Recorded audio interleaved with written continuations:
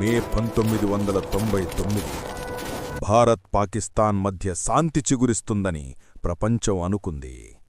కాని అదే సమయంలో 18,000 అడుగుల ఎత్తులో -60 డిగ్రీల చలిలో ఒక భారీ కుట్ర జరుగుతోంది.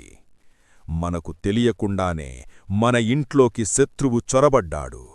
ఇది కేవలం యుద్ధం కాదు, ఇది వెన్నుపోటు. పాకిస్తాన్ జనరల్ పర్వేజ్ ముషారఫ్ ఒక సీక్రెట్ ప్లాన్ వేశారు.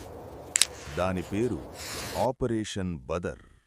భారత సైన్యం చలికాలంలో ఖాళీ చేసే బంకర్లను ఆక్రమించుకోవడం వారి ప్లాన్.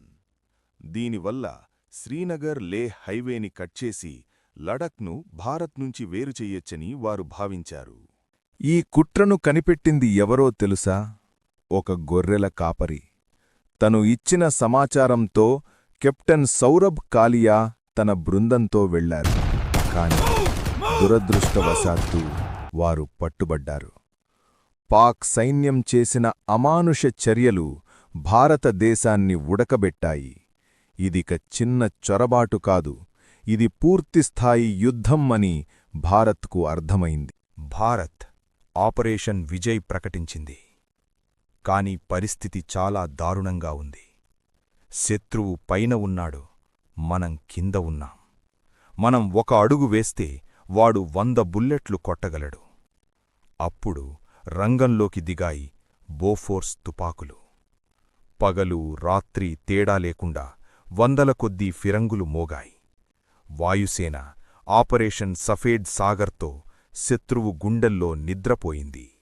ఈ యుద్ధం గెలిచింది ఆయుధాలతో కాదు, గుండె ధైర్యంతో. కెప్టెన్ విక్రమ్ బత్రా లాంటి వీరులు ఏ దిల్ మాంగే మోర్ అంటూ మృత్యువుని సైతం ఎదిరించారు.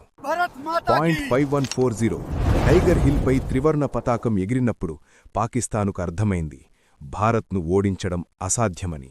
జూలై 26, 1999 భారత్ విజయం సాధించింది. కాని ఈ విజయం వెనుక 527 మంది వీర జవాన్ల త్యాగం ఉంది. ఈరోజు మనం ప్రశాంతంగా ఉన్నామంటే దానికి కారణం ఆ మంచుకొండల్లో ప్రాణాలర్పించిన ఆ వీరులే.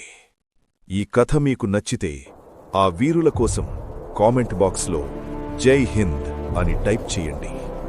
మరిన్ని ఇలాంటి డాక్యుమెంటరీల కోసం సబ్స్క్రైబ్ చేసుకోండి.